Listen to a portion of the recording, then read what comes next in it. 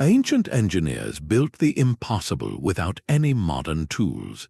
This journey explores 25 monumental construction projects that shattered every known limit of their time. By the end, you will see human history not as a linear march of progress, but as a story of brilliant leaps we are still trying to understand. How did people move stones heavier than elephants across hundreds of miles? And why did they align temples with distant stars? These structures are more than ruins, they are conversations with the universe carved in stone. What does our own world build that might puzzle civilizations 1,000 years from now? These projects began not with steel or silicon, but with a deep, almost spiritual understanding of the world. For the master builders of antiquity, engineering was a sacred language spoken through geometry, astronomy, and the patient strength of stone. They did not separate the temple from the observatory or the tomb from the calendar. A pyramid's perfect alignment to the North Star was as crucial as its towering height because it connected the ruler to the cosmos. A city's grid, laid out with astonishing precision across miles of uneven terrain, was a physical manifestation of cosmic order. The motivation was rarely purely practical. It was about legacy, about creating a monument so enduring it would whisper a civilization's name across millennia. This required a different kind of knowledge transfer. Without paper blueprints or digital models, immense technical understanding was woven into the fabric of culture, passed from mentor to apprentice, encoded in stories, and reinforced through ritual. The common threads across continents are what make this story so compelling. From the Nile Valley to the Andes, builders mastered the physics of simple machines. The inclined ramp, a slope of packed earth and rubble, turned the impossible act of lifting a multi-ton block into a manageable, incremental challenge. The lever and the roller log transformed sheer mass into something that could be persuaded to move, but before a single stone was cut, the land itself had to be read like a page. Ancient surveyors developed methods using nothing more than sighting rods, knotted ropes, and pools of water to create perfectly level foundations and precise right angles over vast distances. They understood their materials intimately, knowing which quarry yielded the strongest granite, how to split limestone along its natural bed, or how to mix a mortar that would outlast empires. And behind every one of these sites was a force of human endeavor almost beyond our modern comprehension. We are talking about communal labor forces, often tens of thousands strong, organized with a logistical brilliance that rivals any modern project. This was not merely brute force, it was a symphony of coordinated skill, from the quarrymen and stone dressers to the water carriers and overseers. To see only the stone is to miss the heartbeat of the society that moved it. This foundational context is our key. It shifts the question from a simplistic "how did they lift that" to a far more profound inquiry. What worldview compelled such a monumental investment of a society's spirit and labor? What were they trying to say to the future? And what can their silent, steadfast stones still teach us about human potential? The answers begin with our first entry, a structure that defines the very word monument, and a mystery that starts with a single, overwhelming number. The Great Pyramid of Giza embodies this entire conversation. Its original height of 481 feet was a record unbroken for nearly 4,000 years. But the numbers alone are just the beginning of the story. To call a project monumental is to recognize it as a collision of human ambition with the very laws of nature. It is about a society looking at a mountain and deciding to build one of its own, not for shelter, but for a statement that would echo through eternity. So what exactly are we measuring when we use that term? Our first criterion is sheer, overwhelming scale. This is the physical dominance over a landscape, the kind of construction that makes a human feel small in its shadow. It is the labor of generations, the movement of millions of tons of stone, the reshaping of horizons. Second is profound purpose. A monumental project is never just a building. It is a tomb that bridges earth and the heavens, a temple that aligns with the solstice sun, an aqueduct that delivers life to a thirsty city, or a wall that defines an empire's edge.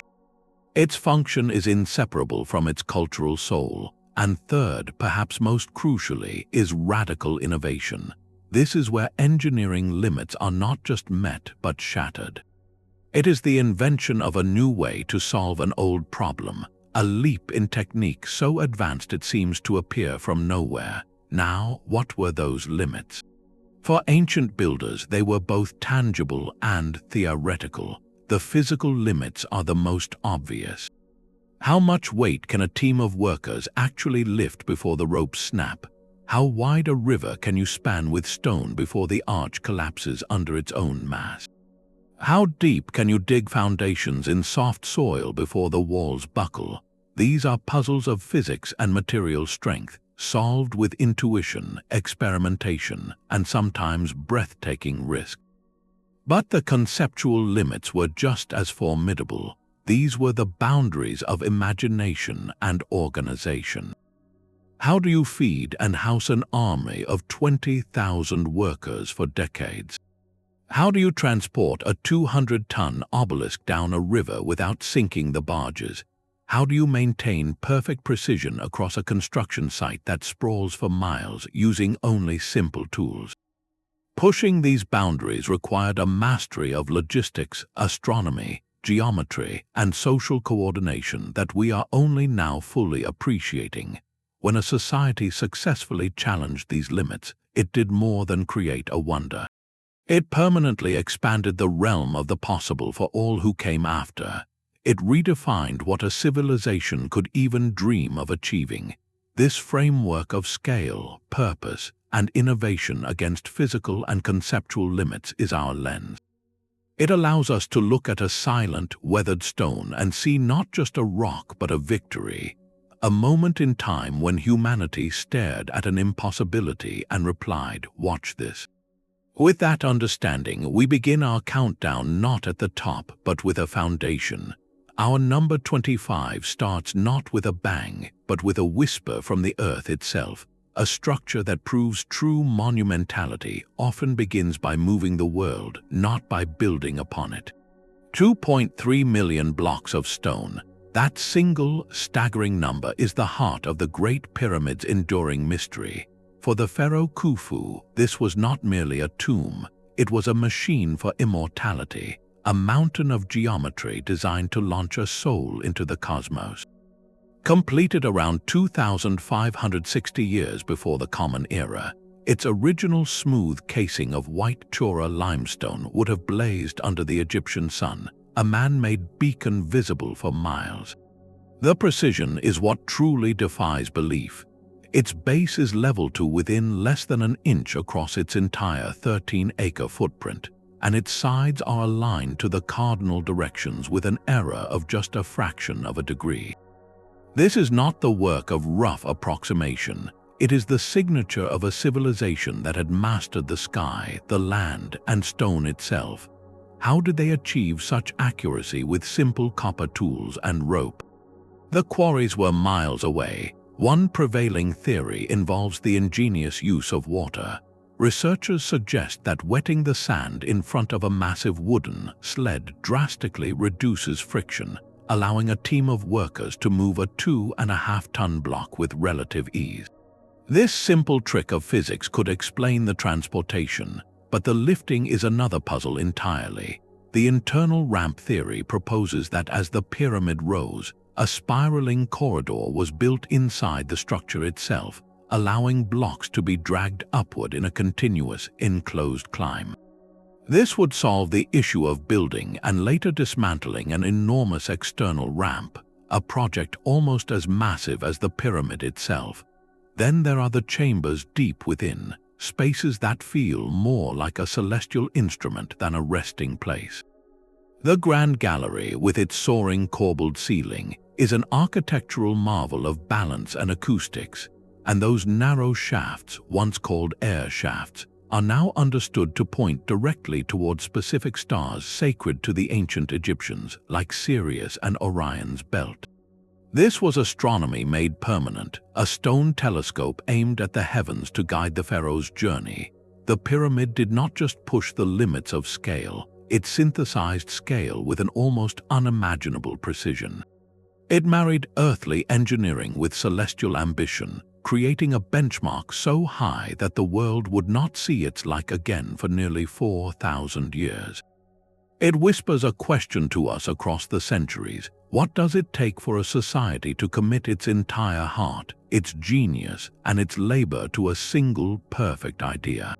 Yet that same whisper of a perfect idea echoes across a very different landscape, far from the Egyptian desert. On the windswept Salisbury Plain in England, a circle of weathered grey stones endures under vast, rolling skies.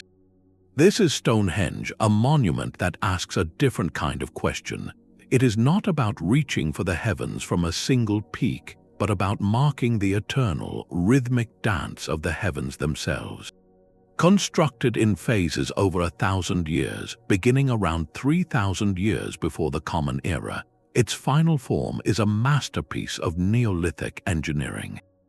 The iconic outer circle is built from colossal sarsen stones, each one averaging about 25 tons, hauled from quarries 20 miles to the north. These were then shaped with nothing but stone hammers and an immense patience, given a subtle curve to form a perfect ring, and topped with massive lintel stones locked together using intricate joints, like a giant stone carpentry. But the deeper mystery lies within. Scattered among the sarsens are smaller, distinctive bluestones, and their origin story is where the limits of ancient logistics are truly tested. Geological analysis reveals these stones came from the Preseli Hills in Wales, a journey of over 150 miles. How did a pre-wheel society move 80 or more multi-ton stones across such a distance? The prevailing theory involves a combination of human ingenuity and the landscape itself.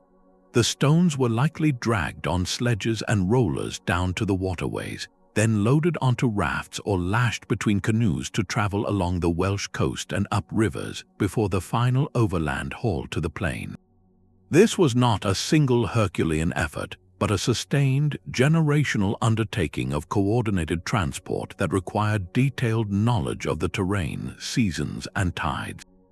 But Stonehenge is far more than a trophy of transport. Its genius is in its alignment. During the summer solstice, the sun rises directly over the heel stone and casts its light into the heart of the circle. In winter, the sunset aligns with another key gap in the stones. This was not accidental. It required generations of precise astronomical observation, a living science passed down and physically encoded into the architecture. The monument is a colossal stone calendar, a permanent observatory that tied the community's rituals to the cosmic cycles of life, death, and rebirth. It redefined what architecture could be, transforming raw megalithic strength into a precise instrument for measuring time itself. Here, the monumental achievement was not just moving mountains, but capturing the motion of the sun and fixing it forever in a ring of silent, waiting stone. But a monument to the sky still depends on the earth beneath it, and no civilization understood that foundational truth better than Rome. While Stonehenge charted the heavens, the Romans sought to command the very element that makes life possible. Their answer was not a single towering structure, but a sprawling, living network of stone veins that pulsed with fresh water across the empire. The Roman aqueducts represent a monumental shift in thinking, from building for the gods to engineering for the people. This was civil engineering as an act of sheer will, conquering geography to serve human need on a scale never before imagined. Take the Pont du Gard in southern France, a triple-tiered arcade of golden limestone that strides across a river valley. Its beauty is breathtaking, but its purpose was brutally practical. It was one small, vital link in the Nim's aqueduct system, which ran over 30 miles from a spring to the city. The Romans did not have pumps. Instead, they relied on gravity, the most patient and reliable force in the universe. Their genius was in harnessing it with impossible precision. Surveyors, using simple tools like the chorobates, a water level on legs, plotted courses across hills and valleys, maintaining a gradient so slight it often dropped only 1 foot for every 200 feet of length. This gentle slope, invisible to the eye, was the secret heartbeat of the entire system, ensuring a steady, controllable flow for dozens of miles. When a deep valley blocked their path, they did not divert. They spanned it with arches like the Pont du Gard, creating bridges for water that stand to this day. In other places, they built pressurized lead siphon pipes to plunge down one slope and climb up the other, a daring application of fluid dynamics. And everywhere, they used a revolutionary material, Roman concrete, a waterproof mix that could set underwater and bind stone for eternity. The result was a redefinition of urban life itself. For the first time, a city of 1 million people could exist, sustained by clean water flowing to public fountains, baths, and private homes. This was not just about convenience, it was a revolution in public health, in social order, and in sheer quality of life. The aqueducts were the circulatory system of an empire, proving that the greatest monument of all might be one you cannot live without. They whispered a powerful idea that engineering's highest purpose is not to impress, but to sustain, to weave the essentials of life directly into the fabric of civilization. But even the most vital water must be defended, and no structure speaks more powerfully to the ancient drive for protection than a line drawn in stone across a continent. The Great Wall of China is that line made physical, a dragon's spine of earth and brick winding over mountain ridges and through barren deserts for more than 13,000 miles.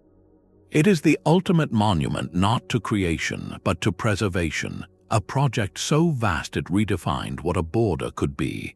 While its most famous, photogenic sections are from the Ming dynasty, the wall's story begins much earlier, with separate kingdoms in the 7th century before the Common Era building rammed earth barriers against nomadic cavalry from the steppes.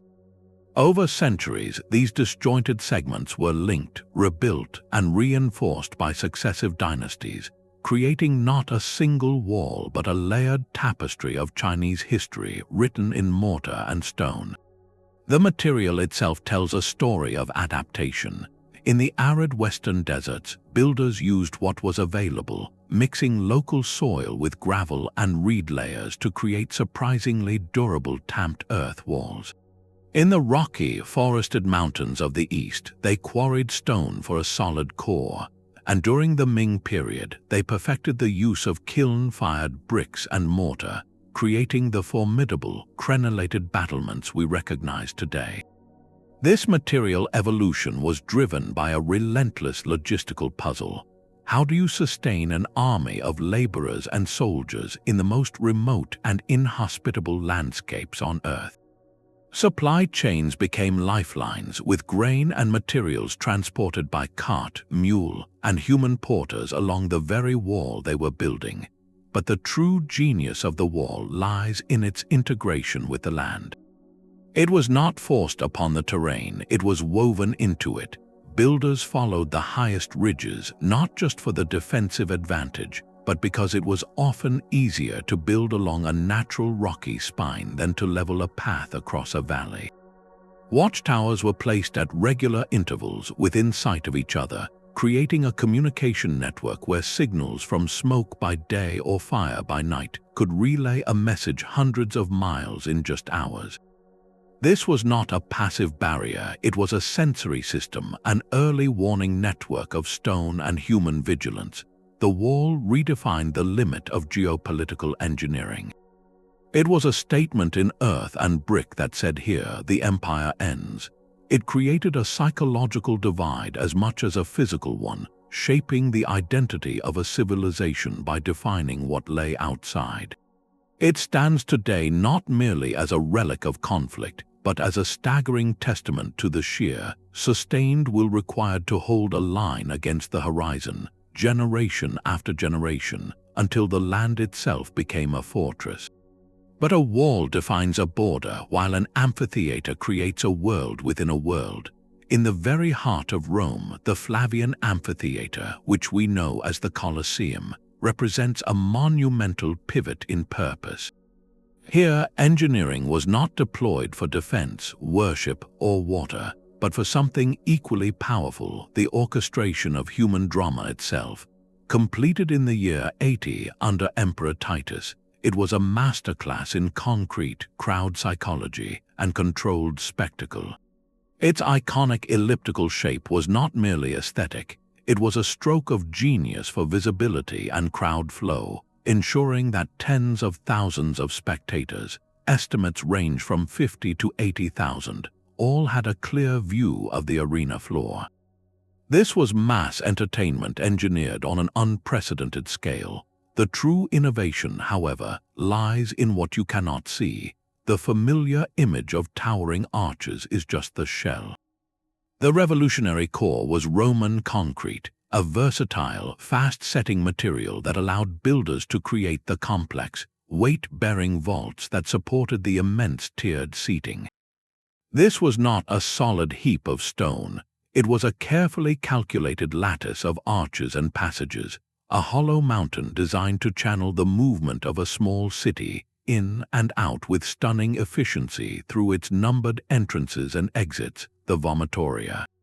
But the engineering marvel goes deeper, literally. Beneath the wooden arena floor lay the hypogeum, a subterranean labyrinth of tunnels, chambers, and pulley-driven lifts.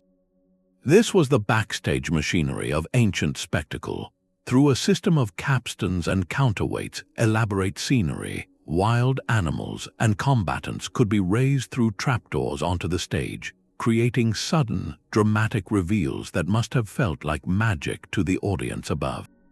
This capability allowed for a staggering variety of events, from gladiatorial contests to elaborate mythological reenactments, and even, for a time, simulated naval battles when the arena could be flooded. The Colosseum was a dynamic machine, a testament to how Roman engineering could be harnessed not just for utility, but for the total immersion of an audience. It redefined the limits of architectural functionality, merging structural integrity with theatrical mechanics to create a venue where the very architecture was part of the show. It served as a powerful tool of political theater, where the emperor's generosity in providing such spectacular games reinforced social order and imperial authority. In its shadow, we see a civilization so confident in its engineering that it could build a perfect vessel for its own passions, a stone engine designed to amplify the roar of the crowd. The quest for perfection often demands a beautiful deception. High on the sun-bleached rock of the Athenian Acropolis, the Parthenon stands not as a rigid monument to cold geometry, but as a living lesson in how to trick the eye into seeing truth. Built between 447 and 438 years before the Common Era, this temple to the goddess Athena was the crowning achievement of the Athenian Golden Age, a physical declaration of civic pride, divine favor, and human intellect. Its apparent simplicity is its greatest illusion. To the viewer below, it presents a vision of flawless straight lines and harmonious balance. Yet, not a single line in the entire structure is truly straight, and not a single angle is a perfect 90 degrees. This was not a mistake, but a breathtakingly sophisticated act of optical correction. The architects Ictinus and Callicrates understood that the human eye, when viewing massive objects from a distance, can perceive straight lines as sagging and perfect horizontals as dipping. To combat this, they introduced a series of deliberate, subtle curves. The most famous of these refinements is in tosses, the gentle swelling in the middle of each column. If the columns were built perfectly straight, they would appear to narrow unnaturally in the center, creating a pinched, weak look. By giving them a slight convex curve, the builders made them appear strong, straight, and resilient from every vantage point. This principle extended to the entire platform. The stylobate, the stone floor on which the columns stand, curves upward slightly in the center of each side.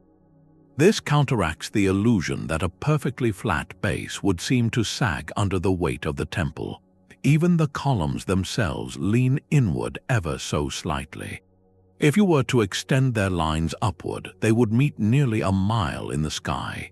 This convergence creates a sense of dynamic stability, as if the temple is gathering itself upward toward the heavens. Underpinning all these visual tricks was a profound reverence for mathematical harmony, particularly the golden ratio. This proportional relationship found throughout nature was applied to the Parthenon's plan and elevation. The ratio of its length to width, the spacing of the columns, even the dimensions of the sculptural friezes all adhere to this divine proportion, creating an innate sense of beauty and balance that resonates on a subconscious level. The Parthenon, therefore, redefined the very purpose of architectural precision. It proved that absolute mathematical truth could sometimes feel wrong to the human senses. To achieve perceived perfection, the rules had to be artfully bent. The temple is not just a building, it is a philosophical argument made in marble, a fusion of rigorous science, profound art, and spiritual devotion. It whispers that true harmony lies not in blind obedience to the rule, but in understanding the spirit of the viewer and sculpting reality itself to meet their gaze. The Parthenon's subtle curves were a conversation with the human eye, but on a speck of land in the vast Pacific, an entire society conducted a conversation with stone itself. Easter Island, or Rapa Nui, is one of the most isolated inhabited places on the planet, a volcanic dot over 2,000 miles from the nearest continent. Here, with no metal tools, no wheels, and not a single large animal for draft power, the Rapa Nui people embarked on a project of staggering ambition.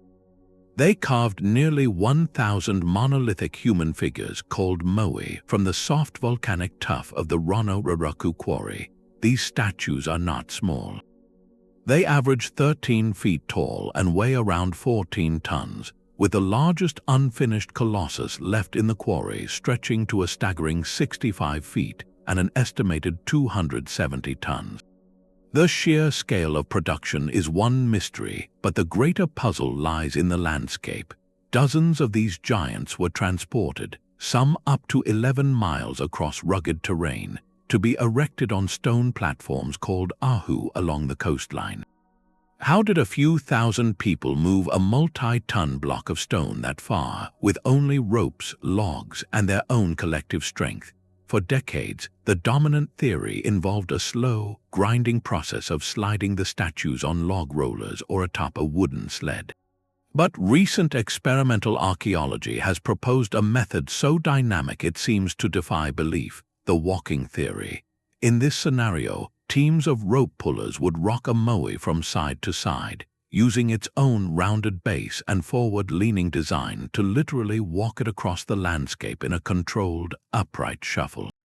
This method, demonstrated in a famous experiment, requires far fewer people and aligns with local oral traditions that the statues walk to their places.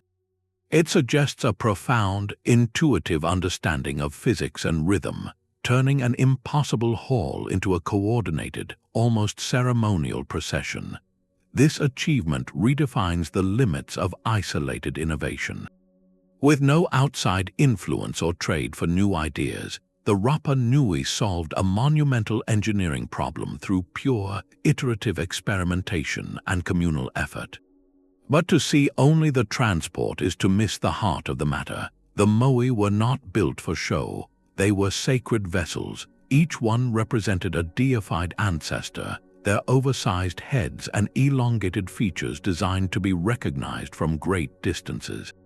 Their blank, staring eyes, once inlaid with coral and obsidian, were meant to watch over the living community, projecting ancestral power, or mana, across the land and sea. In this brutally challenging environment where survival was never guaranteed, the act of creating and moving these giants was an act of spiritual necessity.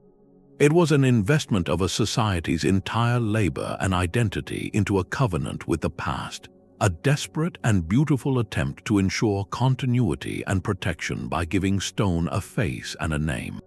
Their silent vigil along the coast is a testament to a different kind of engineering limit, one measured not in tons or miles, but in the depth of a people's faith and their will to make the impossible walk beside them. While the Rapa Nui gave stone a face, another civilization chose to give a mountain a doorway. Hidden within a narrow, winding canyon in the Jordanian desert, the site of the Treasury at Petra is an experience of pure revelation. You walk for over a mile through the high, shadowy walls of the Sikh, a natural geological fault line, until suddenly, through a final sliver of an opening, a monumental facade glows in the sun. Carved directly into the rose-red sandstone cliff face around the 1st century, this is not a building that was constructed, but one that was revealed. The Nabateans, a nomadic Arab people who became masters of the incense trade, redefined the very act of creation by working in reverse. Instead of assembling, they subtracted. The entire structure, standing over 130 feet tall with its elaborate Hellenistic columns, statues, and urns, was carved from the top down. This required a kind of vision almost impossible for us to grasp. The architects had to see the finished temple inside the solid rock before a single chip was struck. They began by cutting a massive vertical trench down the cliff face to isolate the block of stone that would become the treasury. Then, like master sculptors working on the largest canvas imaginable, teams of workers on scaffolding carved the intricate details from the upper levels downward, removing the rock that was not part of the final design. This top-down method was crucial for safety and precision, as it prevented debris from damaging the delicate lower reliefs as they were being finished. It demanded an intimate, almost conversational understanding of the sandstone's geology, its bedding planes, its faults, its hardness, to ensure the entire facade remained stable and did not fracture under its own new, hollowed weight. Every column, every Corinthian capital, every statue of mythological figures was executed in negative space, a testament to planning so exact there was no room for error. You cannot replace a piece of stone you have carved away, but the Nabateans' genius extended beyond the cliff face. Petra exists in a deep, arid valley prone to devastating flash floods. To make this hidden city viable, they engineered a hydraulic system of astonishing sophistication. They carved channels into the canyon walls to divert floodwaters, built dams to control their flow, and created a vast network of cisterns and underground reservoirs to capture and store every precious drop of rainwater. This mastery of water in the desert was what allowed Petra to flourish as a glittering crossroads of culture and commerce. The Treasury, therefore, stands as a monument to a radical philosophy of engineering. It represents a perfect synergy with the natural world, where the living rock was both the quarry and the final canvas. The Nabateans did not conquer the landscape. They listened to it, understood its rhythms and its material, and then invited the mountain to become architecture. In that silent canyon, they proved that the greatest creation might not be what you add to the world, but what you respectfully, brilliantly choose to take away. The silent conversation with stone finds its echo in a valley where entire mountains were built to mirror the sky.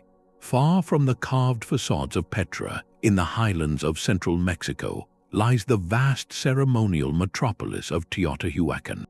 Here, the builders did not carve into the earth, but sculpted the earth itself into a breathtakingly precise model of the cosmos. Emerging between the 1st and 5th centuries, this city of giants, whose name means the place where the gods were created, presents an urban plan of staggering ambition and mystery. Its two great anchors are the pyramids of the sun and the moon, monumental earthworks that dominate the horizon along the central artery known as the Avenue of the Dead. The Pyramid of the Sun alone is a leviathan of compacted adobe brick and rubble, containing over 2 million tons of material and rising to a height of over 200 feet.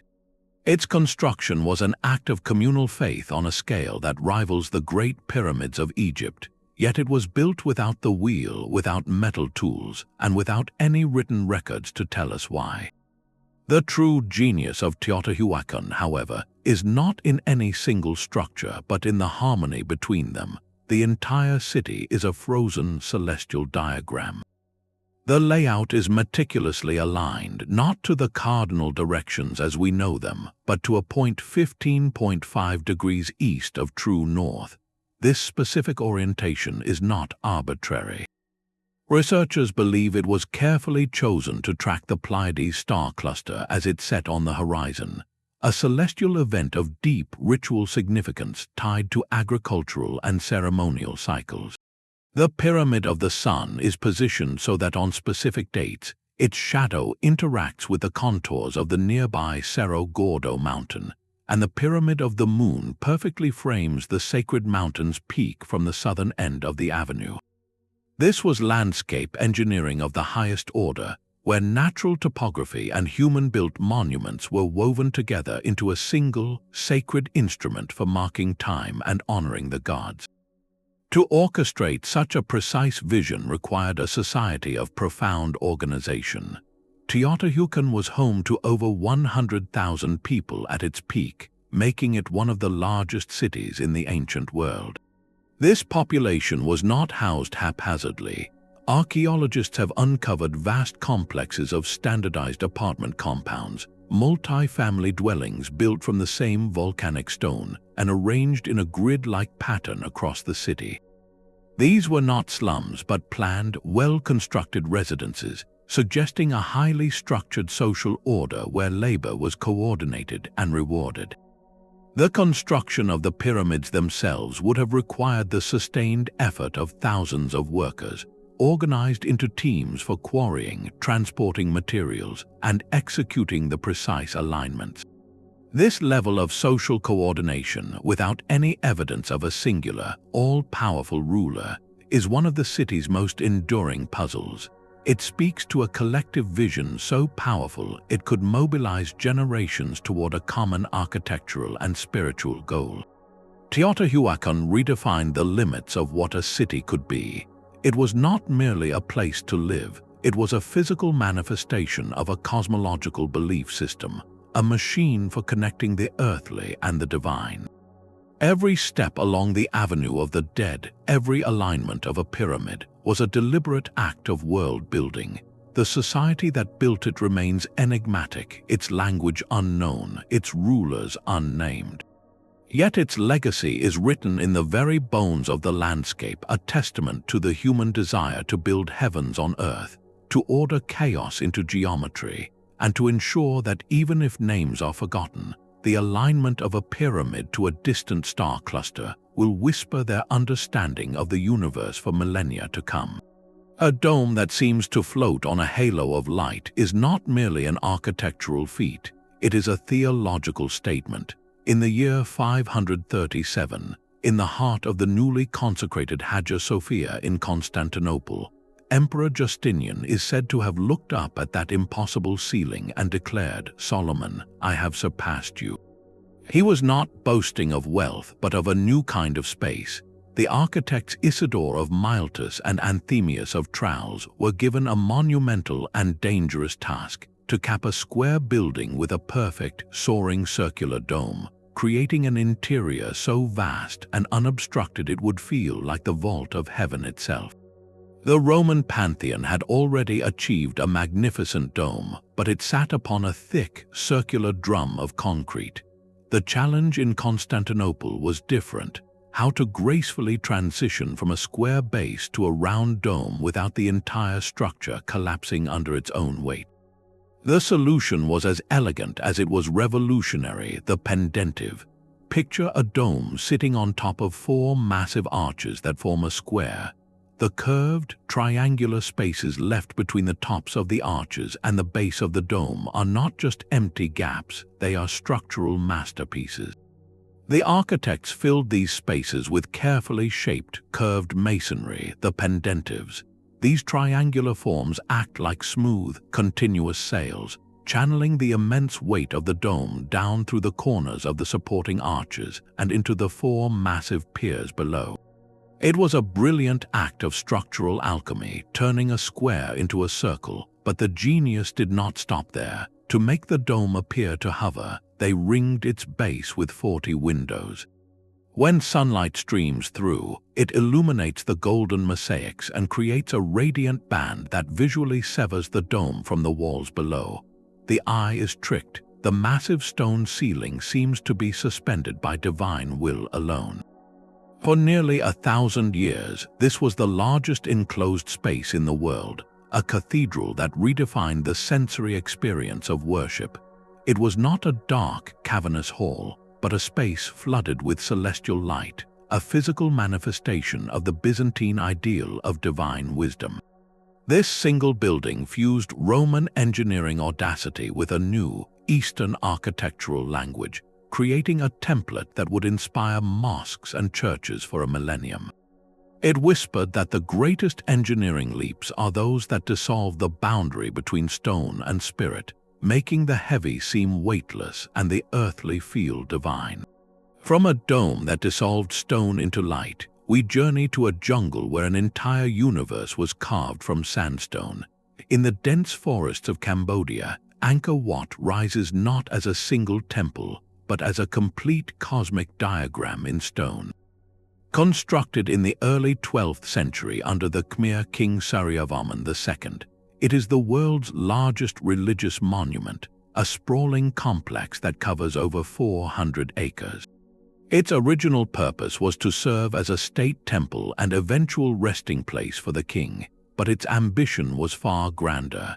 It was designed as a physical representation of Mount Meru, the sacred five-peaked mountain at the center of the Hindu cosmos, home of the gods. This was not just a place of worship, it was the universe itself made manifest.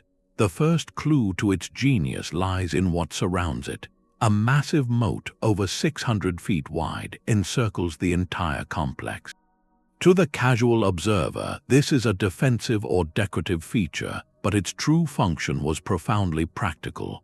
The land here is soft and sandy. By excavating this moat and using the earth to raise the central temple mound, the Khmer engineers created a massive counterweight. The water in the moat exerts a constant, stabilizing pressure against the foundation, preventing the immense weight of the sandstone towers from shifting or sinking into the unstable ground. It was a brilliant act of geoengineering, using water itself to lock the temple in place. But the mastery of water did not stop at the moat. Angkor Wat was the spiritual heart of a vast metropolis, Angkor, which at its peak was the largest pre-industrial city in the world, supporting perhaps 1 million people. Sustaining this population in a region of dramatic monsoon seasons and long dry periods required a hydraulic system of staggering sophistication. The Khmer engineered a vast network of reservoirs called barrays and canals that captured, stored, and distributed water year-round. This system irrigated rice paddies to feed the population, managed floodwaters, and likely supplied the intricate temple baths and moats. It was a monumental achievement in civil engineering that turned a seasonal climate into a predictable resource, allowing a civilization to flourish in the jungle. The temple's physical fabric tells another story of impossible logistics. The entire complex is built from sandstone, millions of blocks of it, each one quarried from Mount Kulin over 30 miles to the northeast. Transporting this volume of stone without wheels or pulleys remains a subject of awe. The prevailing theory suggests a network of canals was used, with blocks floated on rafts during the rainy season right to the construction site. Once there, the stone was carved with an artistry that boggles the mind. The gallery walls are adorned with nearly 2,000 square yards of bas-relief carvings, depicting epic Hindu myths, historical processions, and celestial dances. This is not mere decoration, it is a sacred text in stone, an encyclopedia of cosmology and kingly power designed to be walked and read. The precision of the layout reveals a mind obsessed with celestial order. The temple is aligned with almost perfect cardinal orientation. On the spring equinox, the sun rises directly over the central tower, a deliberate alignment that ties the stone mountain to the solar cycle. Every measurement, every long gallery, every reflecting pool was calculated to create a harmonic experience, guiding the devotee from the outer worldly chaos through progressively sacred spaces toward the central sanctuary, a symbolic ascent to the home of the gods. Angkor Wat, therefore, redefined the limit of integrated design. It fused hydraulic engineering, monumental logistics, and profound cosmology into a single, living organism. It was a machine for sustaining a city, a map for understanding the universe, and a stairway for the human soul, all woven seamlessly into the silent, watchful stone of the Cambodian jungle. The Pantheon's dome is a perfect sphere of space, cradled within a perfect cylinder of stone. When Emperor Hadrian rebuilt this temple around the year 126, his architects were not just constructing a roof, they were capturing the cosmos in concrete. That vast interior, crowned by the world's largest unreinforced concrete dome, remains a structural mystery that modern engineers still study with awe. Its secret lies in a radical understanding of weight, geometry, and the very material they commanded. The dome is not a uniform shell of heavy stone. It is a masterpiece of graduated engineering. At its base, where the stresses are greatest, the concrete is over 20 feet thick and mixed with heavy travertine aggregate. But as the dome sweeps upward, it gracefully thins, and the builders cleverly lighten the load by mixing in progressively lighter materials like porous pumice and volcanic tufa near the summit. This careful calibration prevented the immense structure from collapsing under its own weight, creating a ceiling that feels both impossibly heavy and miraculously buoyant. Then there is the oculus, the great eye. This 27-foot wide opening at the very apex is not an architectural afterthought. It is the heart of the design and its greatest gamble. It is the sole source of natural light, a beam that carves a luminous path across the interior floor, marking the hours and seasons like a silent, celestial sundial. Structurally, that hole is a stroke of genius. By removing the heaviest central portion of the dome, where compressive forces converge, the oculus actually relieved critical stress, preventing a potential weak point from cracking.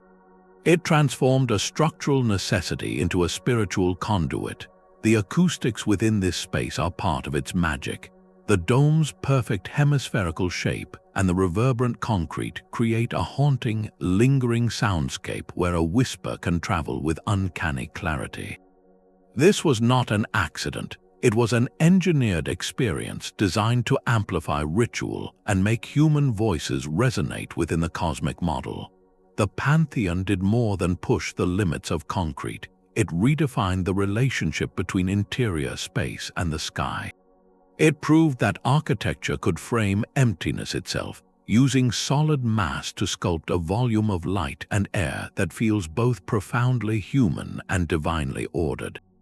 That single shaft of light from the oculus does not just illuminate the marble floor, it connects the earthly chamber directly to the heavens, a beam of pure geometry linking the world below with the infinite above.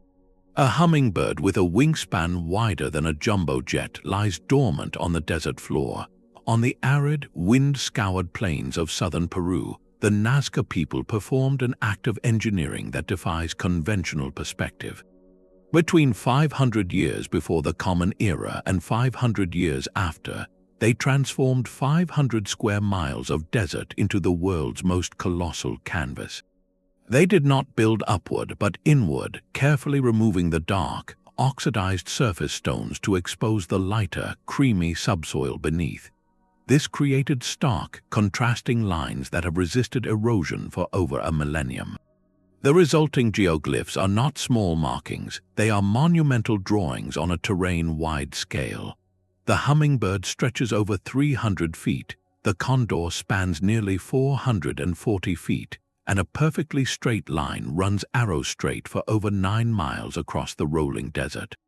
The precision is breathtaking. How did a culture without flight, without advanced optics, create such perfectly proportioned and aligned figures that can only be fully appreciated from hundreds of feet in the air? The engineering challenge was one of translation and scale. Researchers believe the Nazca used simple, brilliant surveying techniques. They could have constructed small-scale models on nearby hillsides, using a grid system of stakes and ropes to scale up the designs onto the desert floor. By maintaining constant angles and proportions through a series of guide points, teams of workers could clear the stones along predetermined paths, creating the sharp, continuous outlines. The straight lines, some converging on distant horizon points, may have been laid out using a series of aligned posts, sighted upon with the naked eye. This was landscape art executed with the meticulous planning of a master surveyor, but the greater mystery and the true redefinition of limits lies in the why. What purpose could such immense, earth-bound drawings serve for people who could never see them in their entirety?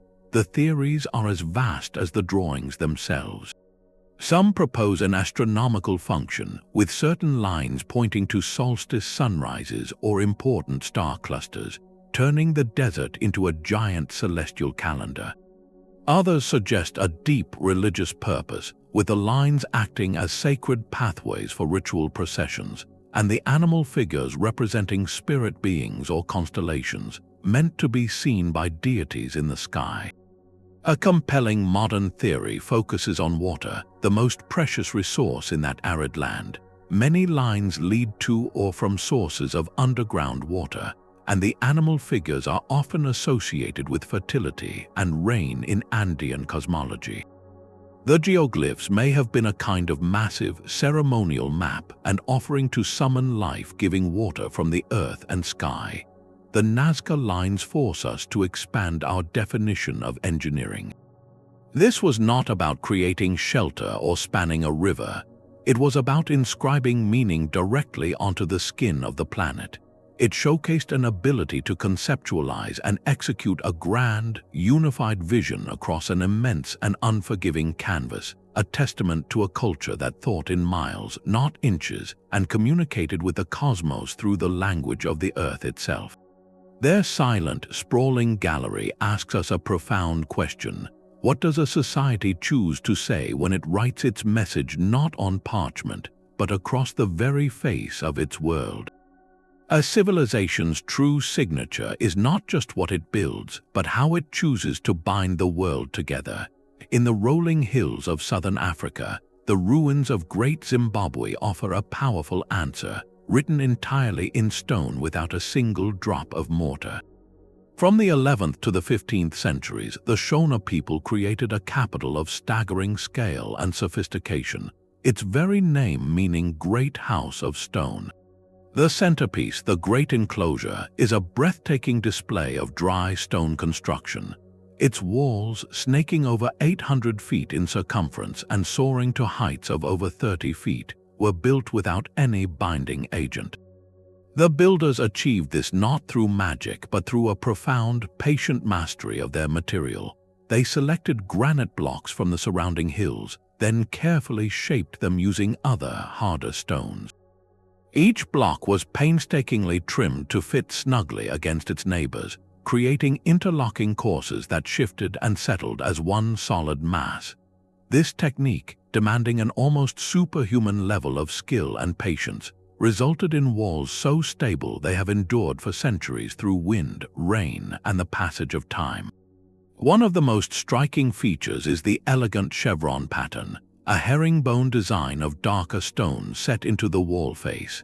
This was not merely decorative, it served as a subtle but critical structural element, helping to distribute weight and direct rainwater away from the wall core, showcasing an advanced understanding of both aesthetics and practical engineering. Within the enclosure stands the Great Conical Tower, a solid 20-foot-tall structure whose smooth, rounded form mirrors the shape of the granaries used by the community. Its purpose remains one of archaeology's gentle debates. Some researchers see it as a symbolic granary, representing the king's role as the provider and holder of the kingdom's wealth. Others suggest it may have had a ritual function, perhaps linked to ceremonies honoring ancestors or marking the cycles of agricultural life. This mystery does not diminish its impact, it deepens it. The tower stands as a silent question, inviting us to consider the spiritual and social dimensions woven into the stone.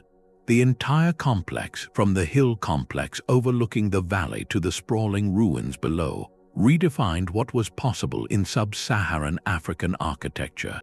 It directly challenges old, narrow narratives that overlook the continent's indigenous engineering genius. Great Zimbabwe was the heart of a vast trading network that stretched to the coasts of the Indian Ocean, dealing in gold, ivory, and copper.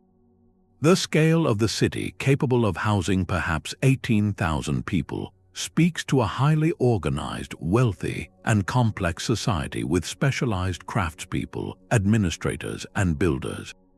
This was not an isolated outpost, it was a cosmopolitan center that mastered its environment, turning local granite into a language of power, permanence, and artistic grace.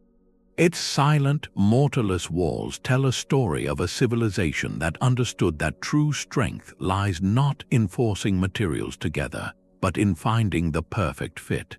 A mandala is a map for the mind, a geometric guide to inner space. But on the island of Java in the 9th century, the Selendra dynasty dared to build one in stone at a scale meant to be walked. Borobudur is not a temple with interior rooms, it is the journey itself, a three-dimensional mountain of wisdom rising from the jungle. As the world's largest Buddhist monument, its form is its function, a colossal staircase from the earthly realm to nirvana. The structure is a precise cosmic diagram, 9 stacked terraces that form a giant mandala. The lower 6 are square, representing the world of desire, while the upper 3 are circular, symbolizing the formless realm of pure spirit. At the very summit, a majestic central stupa or dome stands empty, a perfect representation of enlightenment, the ultimate state of being beyond form. To simply list its components, however, is to miss its living purpose. Borobudur was engineered for a moving meditation. Pilgrims were meant to walk a path over 3 miles long, ascending clockwise through the galleries. As they climbed, they would pass 2,600 intricately carved relief panels that line the walls, a continuous stone library depicting the life of the Buddha, tales of his past lives, and lessons on karma and morality. This was narrative architecture on an epic scale, a spiritual storyboard designed to instruct and transform the viewer step by step. Above the narratives on the circular terraces sit 72 perforated stupas, each housing a serene stone Buddha statue, and beyond them the great central dome. The entire ascent was a physical and symbolic progression from the world of stories and forms toward silent, empty perfection. But such a profound vision demanded an equally profound understanding of the earth it sat upon. The engineers chose a natural hill as their core, sculpting its slopes to create a stable foundation for the millions of volcanic stone blocks. This decision was brilliant, but it introduced a monumental challenge: water. Java's tropical climate brings torrential rains that could quickly erode the soft stone and destabilize the entire mountain temple. The solution was hidden within the very fabric of the monument. The builders integrated an intricate internal drainage system directly into the architecture. Carefully carved gutters and spouts are woven throughout the structure, channeling rainwater through hidden channels and out through 100 gargoyle-like waterspouts, many shaped as the mythical creature Makara. This hydrological engineering was not an add-on, it was essential to the temple's survival, a way to let the lifeblood of the jungle flow through it without causing its ruin. For centuries, Borobudur was lost to the jungle, Buried under volcanic ash and layers of vegetation, its story silenced. Its rediscovery and painstaking restoration in the 20th century revealed not just a monument, but a masterclass in integrated design. It redefined the limit of what a religious structure could be, proving it could be a walking path, an illustrated scripture, a cosmic model, and a hydrological marvel all at once.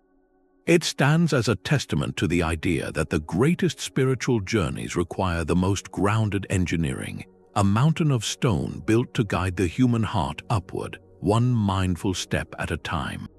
A path across a continent begins with a single, deliberate step.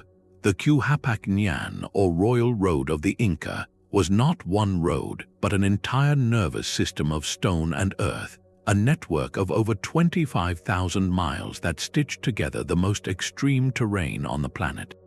From the arid coastal deserts up through the dizzying peaks of the Andes and down into the dense Amazonian cloud forest, this was the circulatory system of the largest empire in the Americas, built without the wheel, without iron, and without written language. Its existence redefined what a road could be, transforming from a simple path into a tool of absolute imperial unity. The genius of the Inca engineers lay in their refusal to be defeated by geography. They did not go around mountains, they went over them, carving stairways directly into sheer cliff faces. They did not avoid deserts, they crossed them, marking the way with posts and building low walls to shield against sandstorms. In the high passes, they paved the way with flat stones to provide secure footing and prevent erosion from the relentless mountain rains. But perhaps the most breathtaking innovations were the bridges. Where deep river gorges split the landscape, the Inca built suspension bridges from a material as ephemeral as grass, yet strong enough to last for generations. These were not simple ropes. Teams of specialists would braid and weave pliable Qhapaq grass into massive cables as thick as a human torso. 3 of these cables formed the walkway, while 2 higher cables served as handrails. Every community living near a bridge was responsible for its maintenance, and the entire structure was ceremonially renewed each year in a collective act of preservation that blended duty with devotion. This was engineering as a living, communal covenant with the landscape. To support the constant flow of traffic, the Inca built a series of way stations called tambos, spaced roughly a day's walk apart along the main routes. These were not just rest stops, they were logistical nodes. They provided shelter for imperial runners, storage for supplies like food and military equipment, and lodging for administrators traveling on state business. This system enabled the Inca to project power and information with astonishing speed. A message could be relayed from the capital of Cusco to the farthest corner of the empire, a distance of over 1,200 miles, in less than a week, thanks to teams of chasqui runners operating in a continuous relay. The road was the empire's lifeline, allowing for the rapid movement of armies to quell unrest, the redistribution of goods like maize, potatoes, and textiles across different ecological zones, and the peaceful migration of populations to new land. It connected over 100 distinct ethnic groups across a realm that stretched from modern-day Colombia to Chile. The Qhapaq was more than a feat of civil engineering. It was a physical manifestation of an ideology. It embodied the Inca principle of mita, a form of labor tax where every community contributed work to state projects. Building and maintaining the road was a shared obligation that reinforced social cohesion and imperial identity. The road did not conquer the Andes, it conversed with them, weaving through the sacred geography of Apus, or mountain spirits, and connecting huacas, or holy sites. It showcased a logistical brilliance that managed diversity not by erasing it, but by connecting it, proving that the strongest bonds are often those that acknowledge and traverse the deepest divides. A statue can be a prayer, but it can also be a dam. At the confluence of 3 furious rivers in China's Sichuan province, the Leshan giant Buddha is both. Carved directly into the sandstone cliff face of Mount Lingyan, this serene colossus is the largest stone Buddha statue in the world, standing 71 meters or 233 feet from its lotus throne to the top of its coiled hair. Its creation, beginning in the year 713, was born from a crisis as practical as it was spiritual. The meeting point of the Minjong, Dadu, and Qingyi rivers was a notorious death trap for boatmen, where swirling currents and hidden whirlpools capsized vessels with terrifying regularity.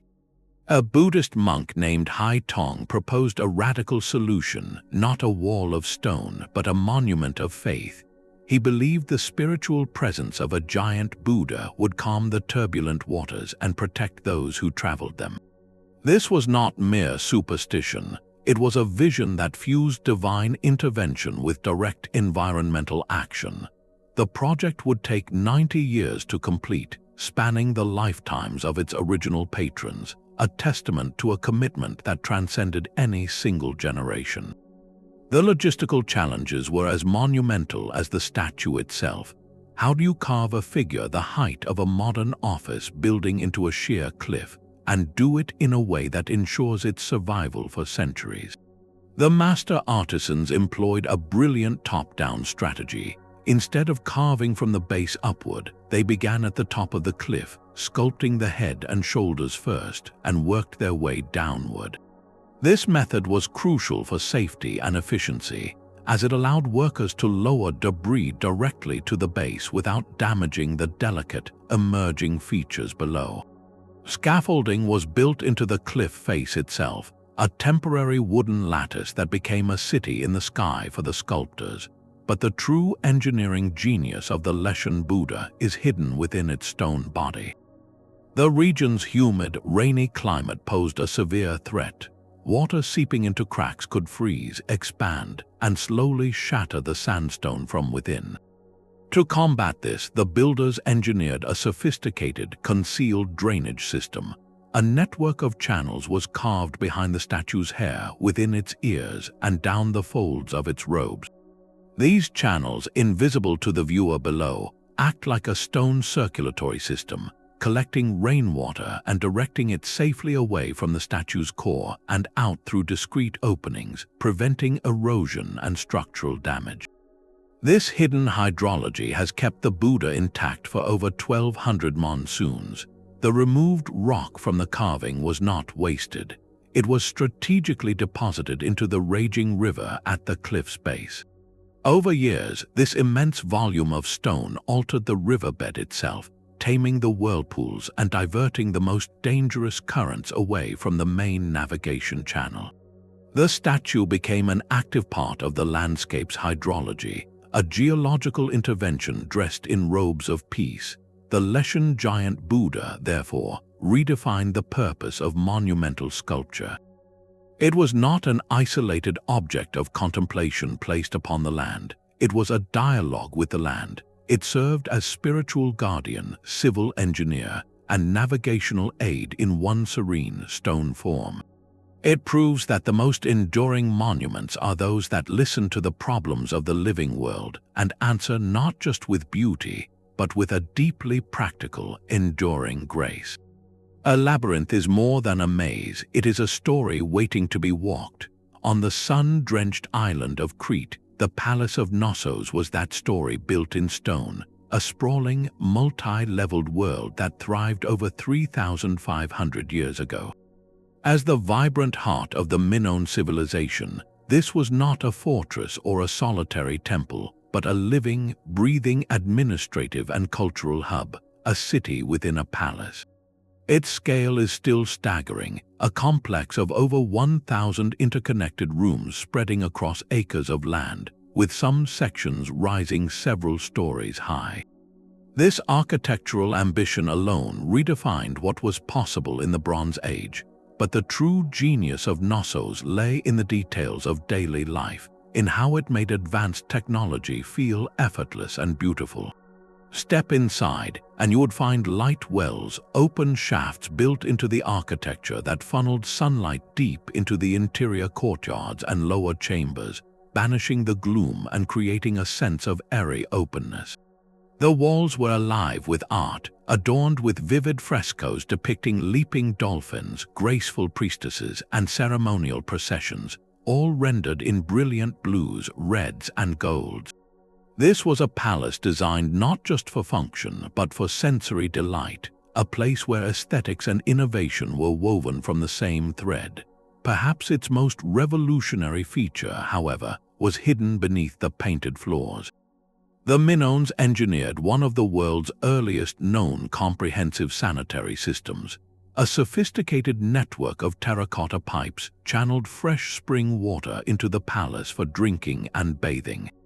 Just as impressively, a separate, sloped system of clay drains carried wastewater away from the living quarters and out of the complex, a fundamental concept of public health that would not become standard in many parts of the world for millennia. They even had flush toilets with wooden seats and a means of pouring water to clear the conduit. This attention to hygiene and hydraulic engineering created a standard of comfort and communal well-being that was utterly unprecedented for its time. The palace's very layout, with its twisting corridors, sudden staircases, and seemingly endless series of rooms and magazines for storing oil, grain, and wine, feels organic and complex. This intricate, non-linear design, so different from the rigid grids of later cities, is likely what seeded one of the Mediterranean's most enduring legends. For centuries after the palace's decline, Greek travelers would have seen its vast, crumbling ruins, a maze of stone without a clear map. From this physical reality, the myth of the labyrinth was born, the story of a cunning maze built by King Minos to contain the fearsome Minotaur. The palace itself became the monster's lair in the cultural imagination, a testament to how a real, awe-inspiring achievement can transform into a cornerstone of mythology. Knossos redefined the limits of what a centralized community could be.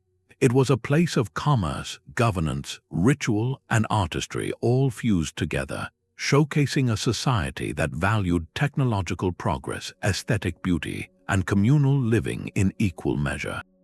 Its sudden collapse, likely due to a combination of natural disasters and social upheaval, silenced this advanced voice for centuries. Yet its legacy whispers through the ages, not just in myth, but in a simple, profound idea. It proved that a civilization's greatness can be measured not only by its monuments to the gods, but by its thoughtful care for the people within its walls, by bringing light, clean water, and beauty into the very heart of daily life. This was urban planning as an act of grace, a labyrinth designed not to trap but to nurture. A single temple can be a statement, but a city of temples is a conversation across centuries. The Karnak temple complex near Luxor, Egypt, is that conversation written in sandstone and light, a sprawling testament to what happens when a civilization commits to a single sacred site for over 2,000 years. This was not a project with a single architect or a finite plan. It was a living, growing organism of faith and power, where each successive pharaoh felt compelled to add his own chapter, to inscribe his name literally into the hallowed walls. The result is a labyrinthine city of the gods, with sanctuaries, pylons, obelisks, and sacred lakes covering over 200 acres. To walk through Karnak is to walk through time itself, from the Middle Kingdom into the Ptolemaic period, a physical timeline of Egyptian devotion and royal ambition.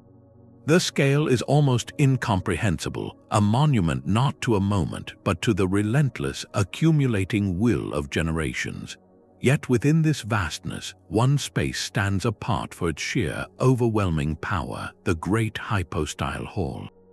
Commissioned by Seti I and completed by his son Ramesses II around 1290 years before the Common Era, this hall is not a room, it is an engineered forest of stone. 134 colossal columns are arranged in 16 dense rows, a petrified grove designed to humble any human who entered. The central 12 columns are the giants, soaring to a height of 70 feet, with capitals shaped like open papyrus blossoms so wide that over 100 people could stand together on top of one. Their sheer mass is the first engineering puzzle. How were these multi-ton drums, each one carved from a single piece of sandstone, raised into position? The likely method involved constructing enormous earthen ramps. Workers would have dragged each drum up the sloping ramp, levering it into place, and then building the ramp ever higher for the next course, a process of staggering patience and coordination. But the greater challenge was the roof. To cap this forest, builders had to place massive stone lintels and roofing slabs across the tops of the columns. The central aisle, with its taller columns, allowed for a clever solution. They built the roof over the higher central section first, using it as a stable platform to then lift and position the slightly smaller slabs over the lower, outer sections of the hall. This created a tiered ceiling, a masterstroke of sequential construction that turned the structure itself into its own scaffolding. The psychological effect of this space was meticulously calculated. You approach from the blinding white heat of the Egyptian sun, passing through towering gateways. As you step into the hypostyle hall, the world transforms. The light dims, filtered through the narrow gaps between the towering columns. The air grows cooler. The solid stone floor gives way to a sense of instability as the dense, patterned trunks of the columns disrupt your vision in every direction. You are no longer in a built environment. You have entered the primordial marsh of creation, the tangled, watery chaos from which the Egyptian cosmos first emerged. The papyrus-shaped columns reinforce this symbolism, representing the first plants that rose from the waters of none.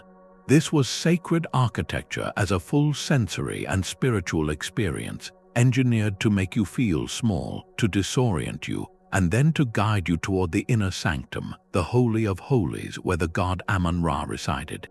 Karnak, therefore, redefined the very concept of a building project. It was never finished. Its limit was not spatial or structural, but temporal. It pushed the boundary of what a society could sustain, devotionally and logistically, across 2 millennia. It represents the cumulative ambition of countless pharaohs, each seeking immortality not by building anew, but by adding to a story already thousands of years old.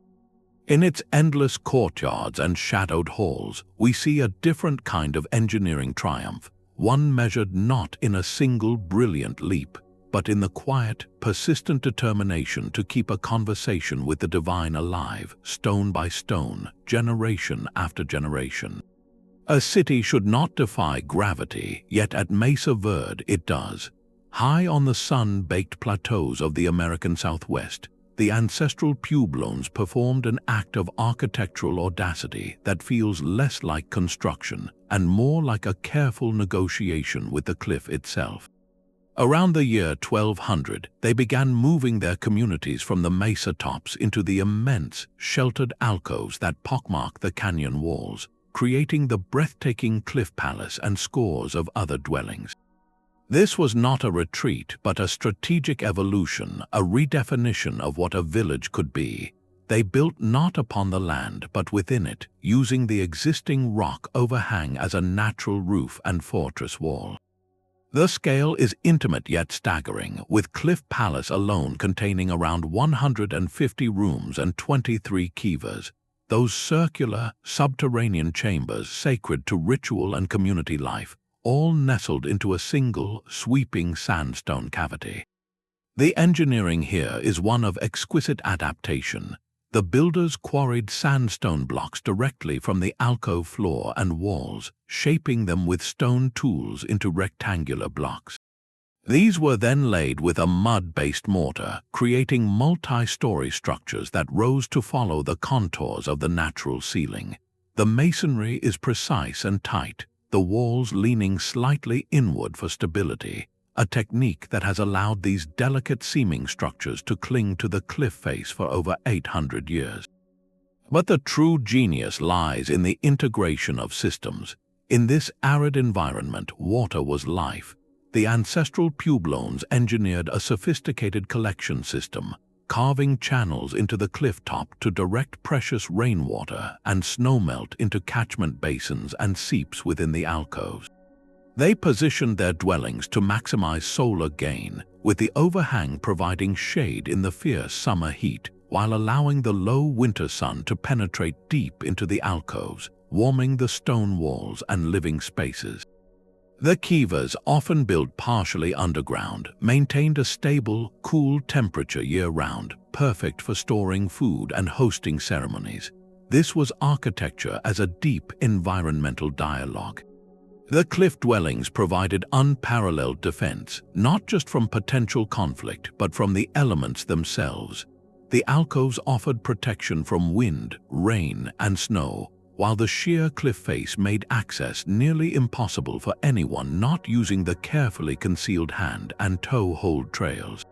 Yet this move was about more than security. It was about sustainability and spiritual cohesion. By building within the earth, the community lived in constant, tangible connection to the landscape they revered. The structures feel organic, as if they grew from the rock rather than being imposed upon it. This harmony redefined the limit of defensive architecture, proving that the ultimate fortress could also be a place of profound peace and community intimacy, a sanctuary carved not in opposition to nature, but in respectful concert with its most formidable features. Their silent, empty rooms now hold a powerful lesson that sometimes the most advanced engineering does not seek to dominate the horizon, but to find a perfect, sheltered balance within it. A chariot for the sun, carved not from wood but from an entire mountain of stone, stands frozen in its final charge toward the sea. On the eastern coast of India, the 13th-century Sun Temple at Qhapaq is architecture as a divine vehicle, a monumental act of storytelling where every pillar and panel is a verse in a hymn to celestial motion. Conceived as the colossal stone chariot of the sun god Surya, its very form redefined what a temple could represent. It is not merely a house for a deity, but a symbolic depiction of the deity's journey itself, with 12 pairs of elaborately carved wheels, each over 10 feet in diameter, and 7 mighty stone horses straining forward, forever pulling the sun across the heavens. This was iconography rendered at a breathtaking, inhabitable scale, a metaphysical concept given staggering physical form. The material chosen for this cosmic vision was condylite, a dense, durable stone that could hold fine detail but posed immense challenges for both carving and construction. The main tower, or Vimana, once soared to a height of over 200 feet, a towering shikara that acted as a beacon for sailors in the Bay of Bengal. While this central tower has since collapsed, the remaining assembly hall, or Jagamohana, still conveys the temple's overwhelming grandeur and its builders' profound technical ambition. The construction itself is shrouded in a legend that speaks to an almost mythical understanding of materials.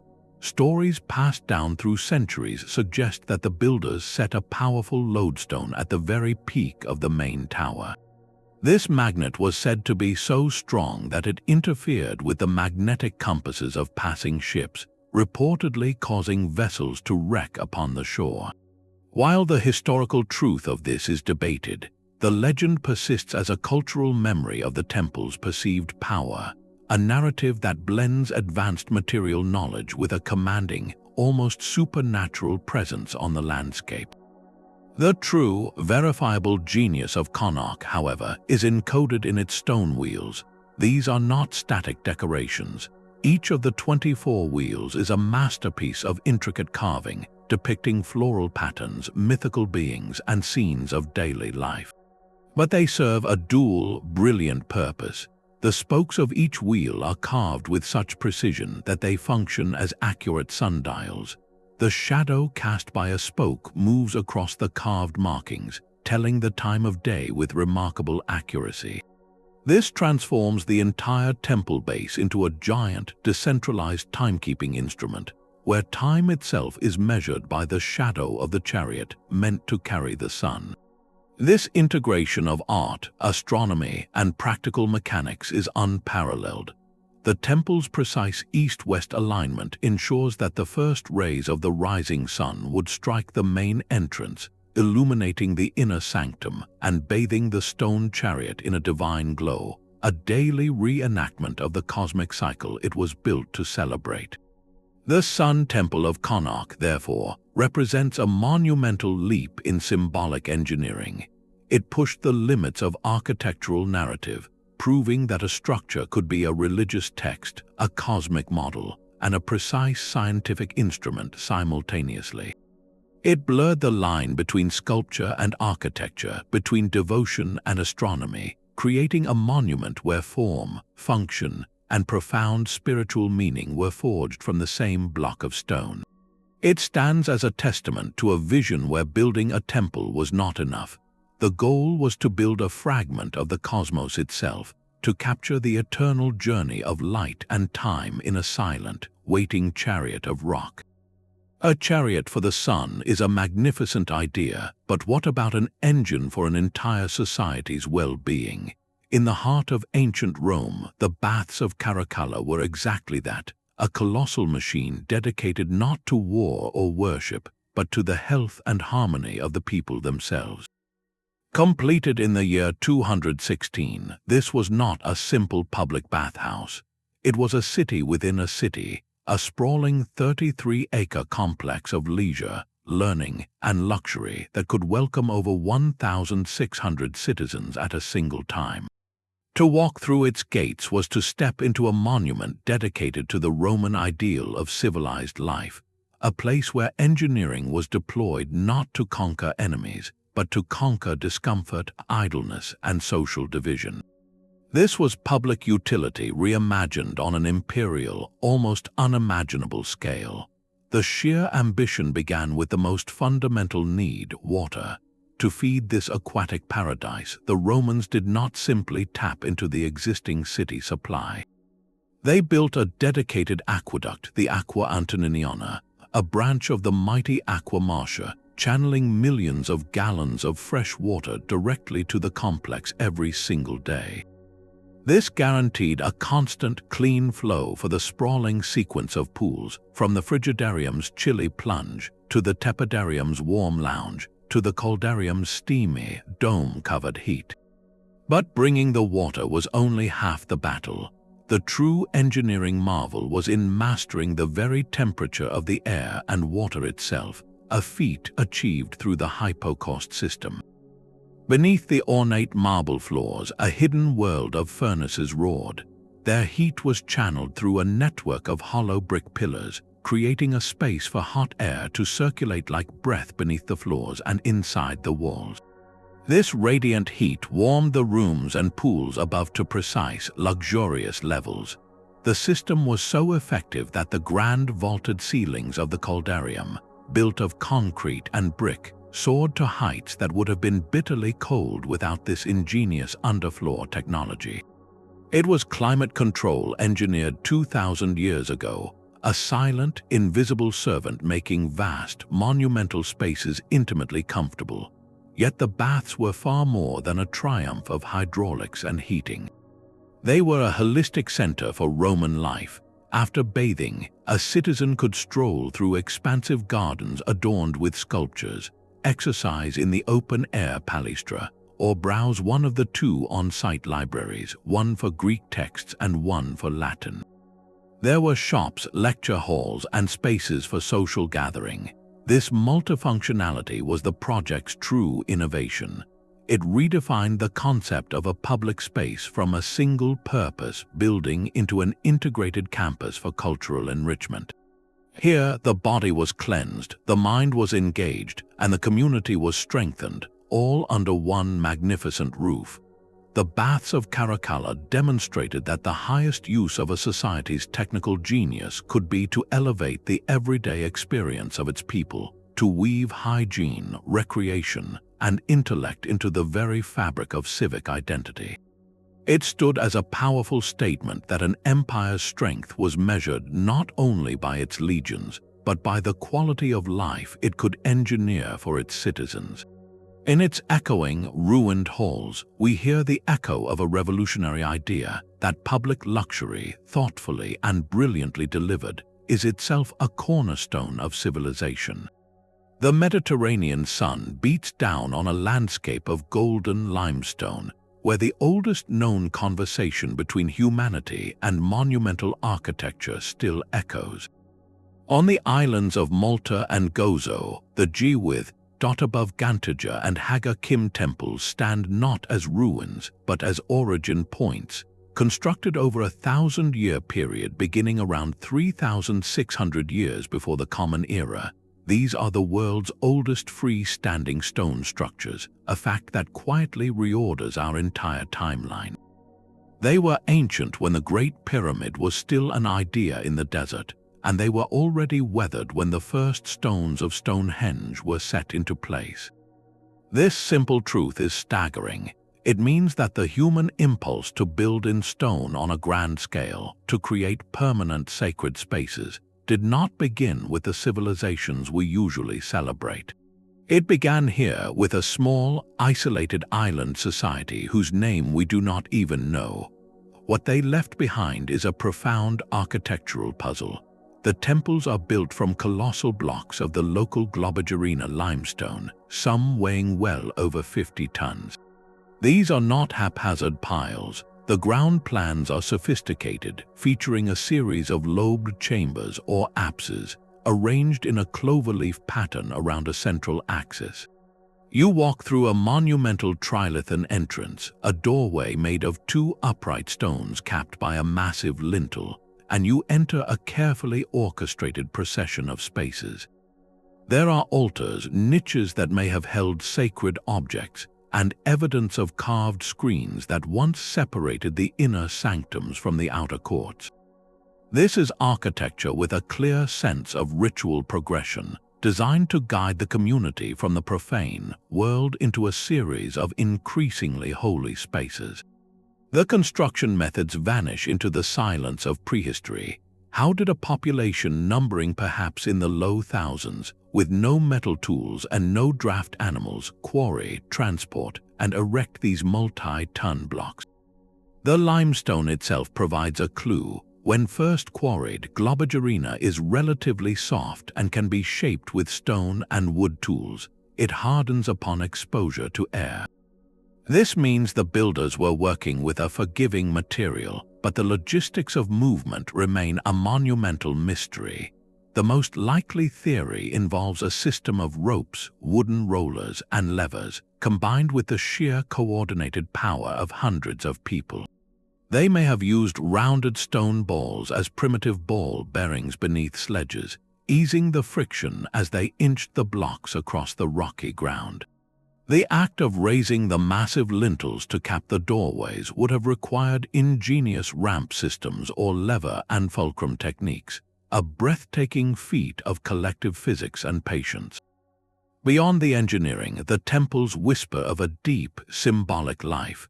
The walls are adorned with intricate spiral motifs, carvings of plants, and reliefs of animals.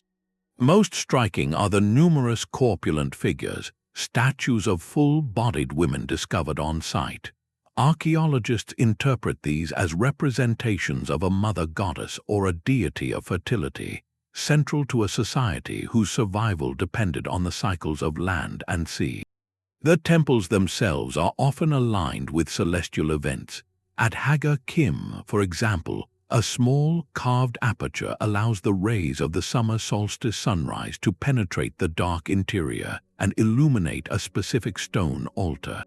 This fusion of astronomy, art, and architecture reveals a Neolithic mind of remarkable sophistication.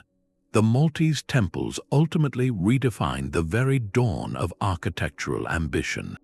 They prove that the leap from building simple shelters to engineering complex ceremonial spaces happened far earlier and with more artistic grace than we once imagined. This was not a society building for defense or for a single ruler's glory. This was a communal project spanning generations, where an entire culture invested its identity and its understanding of the cosmos into the living rock of their island home. Their silent, sun-bleached stones pose a quiet, humbling question to all the grand empires that followed. What does it mean to be first, to invent the form, to set the template for sacred space, and to do it with such a confident, enduring grace that your work would stand as a benchmark for millennia yet to come?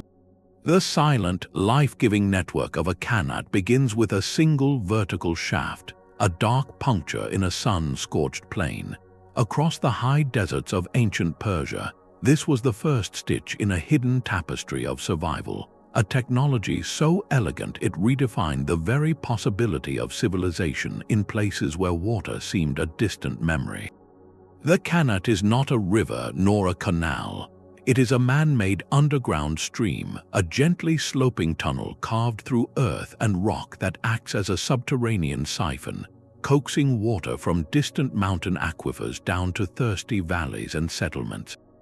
Its invention, likely in the early first millennium before the Common Era, was a quiet revolution, a testament to a society that chose to listen to the secrets of the earth rather than wage a futile war against the sky. In a land where surface water evaporates faster than hope under the relentless sun, the Persians engineered a solution that worked in harmony with the most fundamental laws of nature, gravity, and geology. The process began with locating a water source, often a permeable layer of gravel at the foot of a mountain range that captured precious rainfall and snowmelt.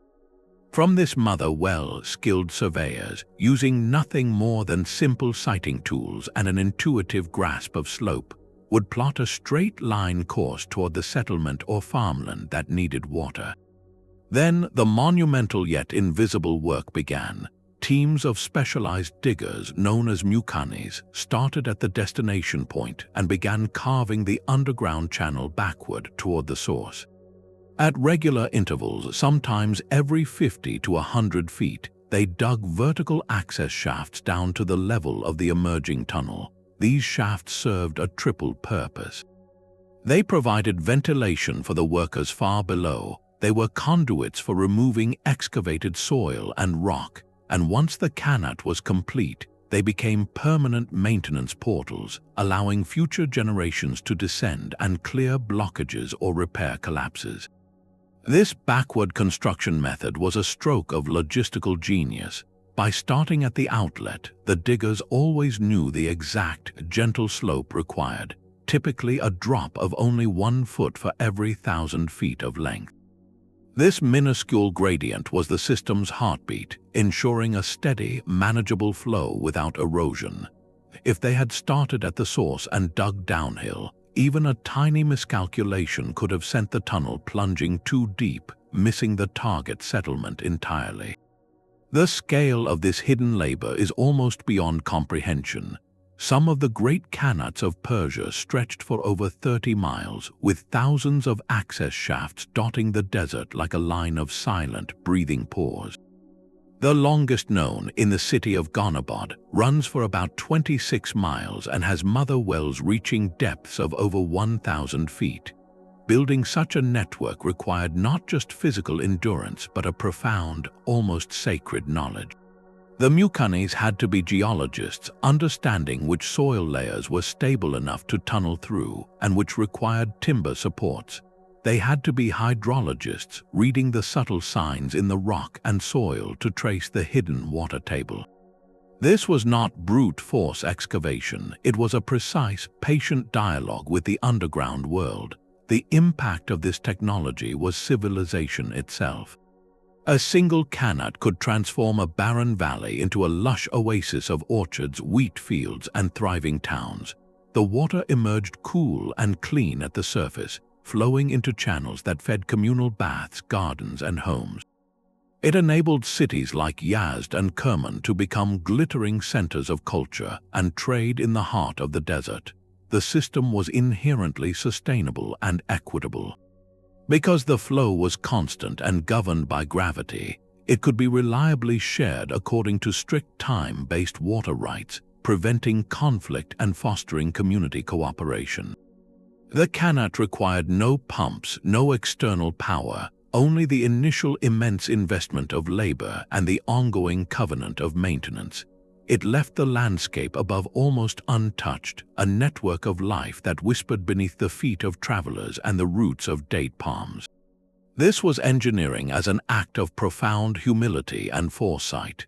It redefined the limit of environmental adaptation, proving that human ingenuity could flourish not by conquering a hostile ecosystem, but by learning its deepest, most hidden rhythms.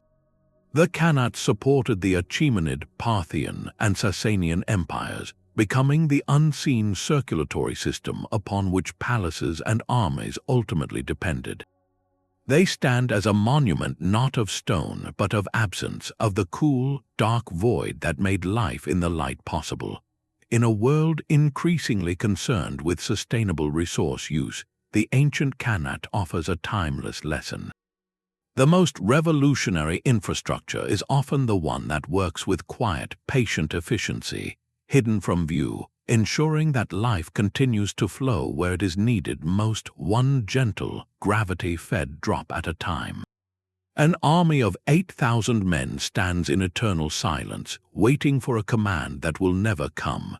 Deep beneath the earth near modern Xi'an, the terracotta army of China's first emperor, Qin Shi Huang, represents a monumental pivot in purpose.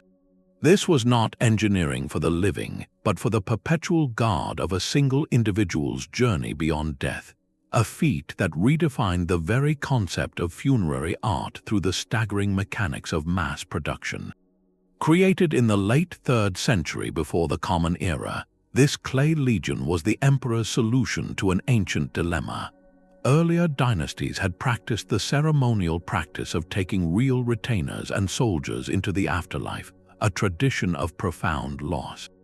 Qin Shi Huang decreed a different path, one that would preserve his living forces while still commanding an eternal guard. The result was an undertaking of almost industrial scale, a ceramic army born from imperial will and logistical genius. The sheer numbers are the first layer of the mystery. Over 8,000 life-sized soldiers, each averaging about 6 feet tall and weighing nearly 600 pounds, were created alongside hundreds of chariots and horses. But to call this mass production is to miss its most human detail. While assembled from standardized, mold-made parts like torsos, legs, and arms, every single face is unique. The artisans, conscripted from across the empire, gave each soldier distinct facial features, hairstyles, and expressions, from the determined stare of a veteran officer to the anxious glance of a young conscript. This was an assembly line that deliberately avoided uniformity, creating a mosaic of individual identities frozen in clay. The logistical chain to achieve this was a marvel in itself. Vast local clay pits were mined and refined. Dozens of kilns, some capable of firing multiple figures at once, were constructed near the site, requiring immense quantities of fuel and careful temperature control to prevent the thick clay from cracking. The figures were fired, then painted in vibrant pigments, and finally transported to the deep pits where they were arranged in precise military formation, a subterranean mirror of the emperor's invincible terrestrial army. The army we see today, however, is merely the outer perimeter of a much grander vision. Ancient texts, particularly the writings of the historian Sima Qian, describe the emperor's tomb mound itself as a microcosmic universe. They speak of a buried palace with ceilings inlaid with pearls to mimic the stars, and landscapes featuring flowing rivers of mercury, representing the great waters of China. While the central tomb remains respectfully unexcavated, scientific surveys have detected unusually high concentrations of mercury in the soil around the mound, lending a tantalizing credibility to these ancient accounts. This suggests the entire complex was engineered as a complete, self-contained afterlife world, with the terracotta army as its defensive garrison. The project, which involved an estimated 700,000 workers over nearly 4 decades, showcases an emperor's absolute power to mobilize the resources of a unified nation. It was a statement that his authority would not end with his passing, but would be projected into eternity through the silent, steadfast presence of a clay battalion. This endeavor pushed the limits of ceramic technology, artistic organization, and funerary ambition to a point never seen before, transforming a field of quiet earth into a permanent testament to one man's vision of everlasting order. From the silent clay legions of Zion to the hidden water veins of Persia, these 25 projects speak a common language. They are not isolated marvels, but chapters in a single, global story of human ambition. When we step back from the individual sites, clear patterns emerge from the dust of millennia, revealing a universal genius that transcends any one culture or continent. The first and most fundamental thread is a masterful command of physics through simple machines. Ancient engineers understood the core principles of leverage, incline, and mechanical advantage with an intuition that feels almost innate. They did not need complex engines because they saw the potential in a log, a rope, and a slope. The Egyptian ramp, whether spiraling inside a pyramid or sprawling across a desert, transformed the impossible act of vertical lifting into a manageable, incremental pull. The lever allowed precise positioning of multi-ton stones in places like Stonehenge and the Parthenon, where a millimeter's adjustment meant the difference between stability and collapse.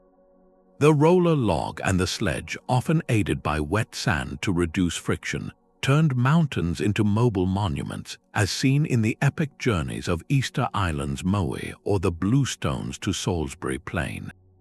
This was not brute force, it was applied intellect using the fundamental laws of nature to persuade stone to move. A second, profound pattern is the seamless marriage of architecture and astronomy. For these builders, the sky was not a distant spectacle, it was a blueprint. Structures were meticulously aligned to capture the sun, moon, and stars at specific moments, transforming static stone into dynamic celestial calendars. The Great Pyramid's shafts pointed to stars central to Egyptian afterlife beliefs. Stonehenge's heel stone frames the solstice sunrise. Teotihuacan's entire grid is offset to track the Pleiades. The Sun Temple at Qhapaq has wheels that tell time by shadow. This was engineering as a form of communion, a way to anchor human rituals to the eternal, predictable cycles of the cosmos. It provided order, meaning, and a sense of participating in a universe much larger than oneself. We also see a deep, almost intimate knowledge of materials. This was an advanced material science born from patient observation and experimentation. The Romans perfected a concrete that could set underwater and endure for millennia, the secret to their aqueducts and the Pantheon's dome. The Inca stonemasons of Machu Picchu and Sacsayhuaman shaped granite blocks so precisely that a knife blade cannot slip between them, achieving seismic stability through perfect geometry rather than mortar. At Great Zimbabwe, builders selected and shaped granite to create mortarless walls that interlock like a three-dimensional puzzle. The Khmer engineers at Angkor understood how to use a giant moat to stabilize soft ground, while the Nabateans at Petra read the sandstone cliffs to know where to carve and where to leave support. They worked with their environment, not against it, choosing and manipulating materials with a craftsman's respect. Behind every one of these physical feats was a monumental achievement in social organization. These were not projects built by lone geniuses, but by entire societies marshaled toward a common vision. Feeding, housing, and coordinating tens of thousands of workers, quarrymen, haulers, masons, sculptors, surveyors, and overseers, for decades required logistical systems rivaling any modern corporation. The Inca Mita labor system sustained the Qhapaq road network. The administrative might of Pharaoh's court directed the pyramid crews. The collective will of the Rapa Nui people walked their ancestors across the island. This level of coordination implies sophisticated communication, hierarchical management, and a shared cultural motivation powerful enough to bind generations together in a single, enduring task. Perhaps the most beautiful common thread is the fusion of utility and profound symbolism. Rarely was a structure built for just one purpose. A Roman aqueduct delivered life-giving water, but it also stood as an undeniable testament to imperial power and civic care. The Great Wall was a formidable military barrier and a psychological declaration of empire. Borobudur is a functional walking path, a hydraulic system, and a three-dimensional guide to enlightenment. The Leshan giant Buddha was a navigational aid to calm waters, a spiritual guardian, and a hidden drainage system. In these projects, the practical and the sacred are inseparable. The pyramid was a tomb and a stairway to the stars. The temple was a house for the gods and a model of the universe. This duality reveals a holistic world view where engineering was not a separate technical discipline, but an integral part of cultural and spiritual expression. It was how a society articulated its deepest beliefs about order, power, and humanity's place in the cosmos. Together, these patterns dismantle any notion of ancient engineering as primitive guesswork. What we witness across these 25 wonders is a sophisticated, holistic discipline. It was a way of thinking that combined acute observation of the natural world with bold ambition, that solved immensely complex problems of weight, distance, time, and community, with solutions of breathtaking elegance and enduring strength. They left us more than ruins. They left us a legacy of stones that speak, not of limitations, but of a limitless capacity for ingenuity when human imagination is united by a shared, monumental purpose. Their silent testimony asks us, in our age of silicon and steel, what enduring conversations will our own engineering have with the future? These silent stones are a mirror held up to our own age. From the deserts of Egypt to the mountains of Peru, the 25 monumental projects we have explored stand as eternal challenges to a modern arrogance that assumes progress is a straight line. They are not relics of a simpler time, but proof of sophisticated engineering wisdom we are still striving to fully comprehend. Each one redefined what was possible, pushing against the absolute limits of their materials, their logistics, and the very scope of human imagination. They were not built because it was easy, but because it was essential, creating legacies in stone, earth, and water that were meant to outlast empires and speak across the void of centuries. As we reflect on these wonders, a powerful truth emerges. True innovation is timeless. It is not the exclusive property of any one era or technology. It is born from a universal triad: necessity, reverence, and an unyielding drive to achieve the extraordinary. The necessity might be for water in a desert, for defense on a frontier, or for a connection to the gods. The reverence was for the cosmos, for ancestors, for the materials themselves. And that drive, that collective will, is what turned a mountain into a temple and a line of sight into a road spanning a continent. These builders looked at the impossible and saw only a problem waiting for a solution, a conversation between human spirit and the physical world. Their legacy asks us to look at our own world with new eyes. What are we building that will whisper our story 1,000 years from now? What limits are we challenging today that will define our civilization for those who come after? The conversation they started is not over. We are still part of it, adding new chapters in steel and glass, in code and light. If this journey through ancient engineering has sparked your curiosity, we would love to hear from you. Let us know in the comments which marvel amazed you the most. Was it the hidden hydraulics of Angkor Wat, the celestial precision of Teotihuacan, or the quiet, patient genius of the Persian Qanat? For more deep dives into history's greatest mysteries, don't forget to subscribe and hit the bell. Keep exploring and never stop wondering how they did it.